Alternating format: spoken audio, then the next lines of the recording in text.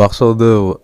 Bon, c'est vrai, en voyant le titre, en voyant un peu vite fait la miniature, c'est vrai que bon, Crary, ça sent le bug, il a plus trop d'idées pour faire des vidéos et tout, mais non, en vrai, je commence de plus en plus à aimer ce concept là de Draw Talk.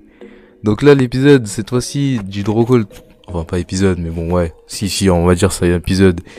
Donc la troisième vidéo du Draw Talk, cette fois-ci, ça va être dédié au fan art. Et je vais vous faire part un peu d'une sorte de thèse. Enfin, thèse, je l'ai pas vraiment préparé, je parle un peu au tac au tac. Enfin, j'ai des idées de ce que je vais dire, mais voilà quoi, c'est pas autant travaillé qu'un AO, c'est-à-dire un Ice Dove, que j'avais fait par exemple pour Tonchi FC Cherry Boy et des AO short que je fais avec des peintures là que j'ai postées là récemment sont des shorts ou même des reviews de manga que j'avais fait de XCX Holic.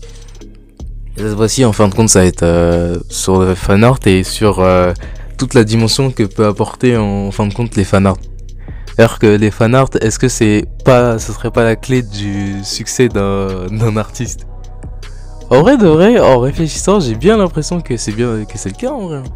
D'ailleurs que les fanarts, l'avantage qu'il y a avec les fanarts, c'est que genre, je sais pas si vous aussi vous avez remarqué ça, mais les fanarts, en fin de compte, quand on en reçoit, bon, c'est vrai que c'est pas tout le monde qui en reçoit, mais quand on en reçoit des persos qu'on a créés, moi personnellement, ça m'est jamais arrivé, mais j'en connais, ça leur est arrivé.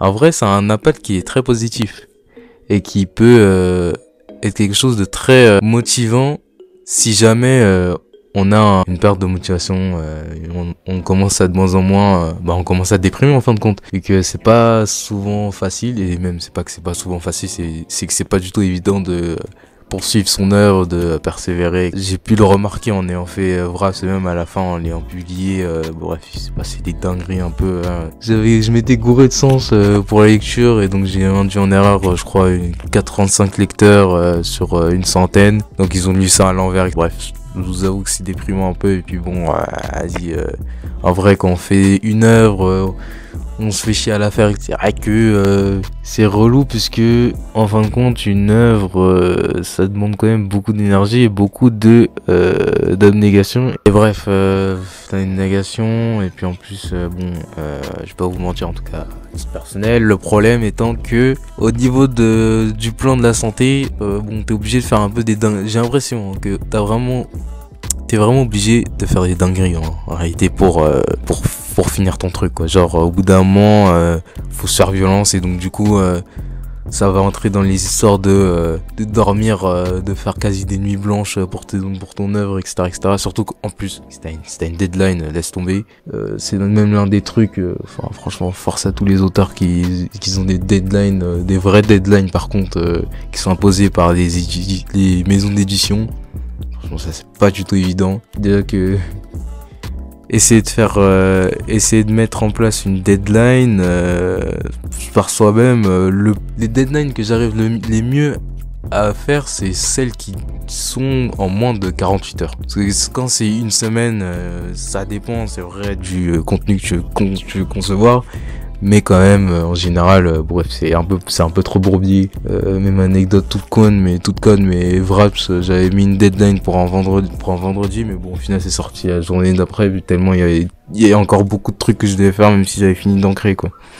Dire texte, scannage, enfin, le scan, et tout le reste. Mais bref, pour ce qui est du fan art, l'avantage étant que ça remotive, et que, en fin de compte aussi, c'est une marque qui souligne le fait que t'as une fanbase, que t'as des gens qui te soutiennent, et t'as des gens qui sont capables, même si c'est vrai que c'est un peu bizarre de dire ça, mais qui sont capables de vraiment ralasse pour tes œuvres, quoi, de vraiment payer pour tes œuvres et te soutenir pour tes projets, quoi. Quand même là c'est un fanart, c'est un autre stade que les compliments en termes de messages en disant force, félicitations mon gars, c'est vraiment pas mal pour un début d'une année. Non, les gars ils sont fait, pas qu'ils sont fait chier, mais ils ont fait l'effort de produire quelque chose qui est en lien avec tes créations, quoi. C'est-à-dire un personnage, par exemple, typique que t'as fait. Par exemple, là, dans la vidéo, là, qui est en train, la vidéo, là, les dessins que j'ai fait, j'en ai fait un, là, précédemment du manga Flamme de Okiharu,